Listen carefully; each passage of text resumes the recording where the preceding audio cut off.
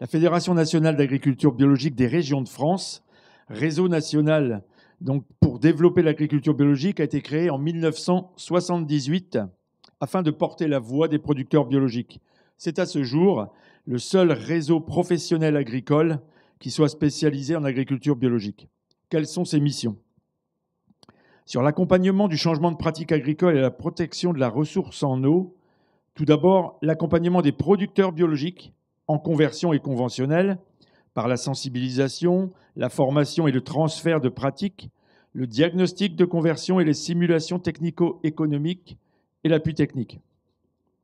Réalisation d'outils pour favoriser le transfert des pratiques auprès des agriculteurs conventionnels. La réalisation d'outils d'aide à la conversion sur les zones à enjeux hauts. L'organisation des filières pour assurer des débouchés en circuit court et long et en restauration collective. L'expertise territoriale, notamment bien sûr sur les captages. Le réseau FNAB accompagne les collectivités territoriales et les acteurs locaux dans les démarches de protection des aires d'alimentation de captage par le développement de l'agriculture biologique. Elle apporte son expertise dans la structuration des filières territorialisées, et ce mot est important, dont la restauration collective. Dès 2007, nous avons permis la création d'un groupe de travail multipartenarial national, eau et bio, qui a assuré la construction d'outils spécifiques que nous appelons la boîte à outils eau et bio. Nous avons également élaboré des sites pilotes, des territoires où nous analysons des expériences sur des zones à enjeux hauts sur différentes thématiques. Vous avez dans votre dossier toutes les informations relatives à ces expériences et à la boîte à outils d'ailleurs. Les résultats, les leviers et outils, les facteurs de réussite identifiés relevés en 2012-2013, dont le dialogue territorial, ont fait l'objet d'un atelier à La Rochelle lors du séminaire national eau et bio. Là encore, les actes sont dans vos dossiers. Ce sont véritablement des documents ressources. Après l'adoption des 10e programmes des agences de l'eau, la préparation des futurs schémas directeurs d'aménagement de gestion des eaux, la conférence environnementale qui a doublé les bacs prioritaires et le lancement à venir du plan Ambition Bio 2017, nous devons engager véritablement une politique globale, ambitieuse, résolue, à objectif d'efficacité avéré. La conjonction de ces décisions nous met face à nos responsabilités. Soyons-en dignes, cette journée doit y contribuer. La FNAB et son réseau ont le plaisir de vous accueillir à ce séminaire national visant à explorer l'intérêt du processus de dialogue territorial dans le cadre de la protection des eaux et des milieux aquatiques, et plus largement, dans la mise en œuvre de projets de territoire. Vous le découvrirez notamment cet après-midi à travers les 2 tables rondes.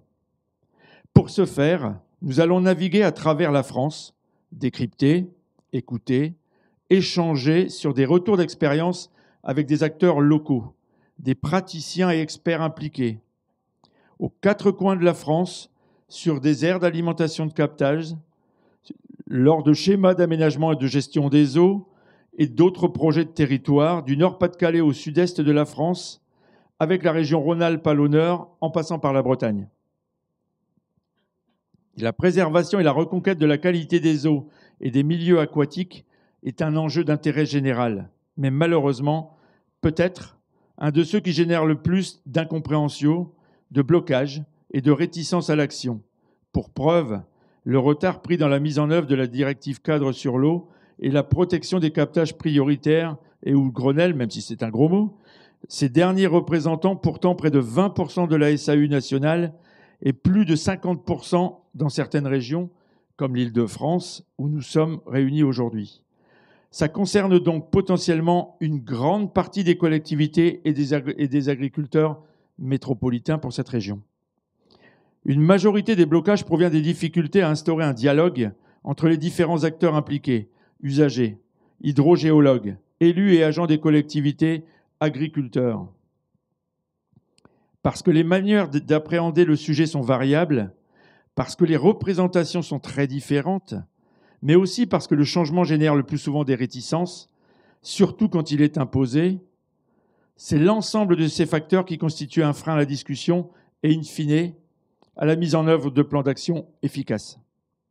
Les activités humaines, l'agriculture notamment, interfèrent sur la qualité des eaux et sur les milieux aquatiques.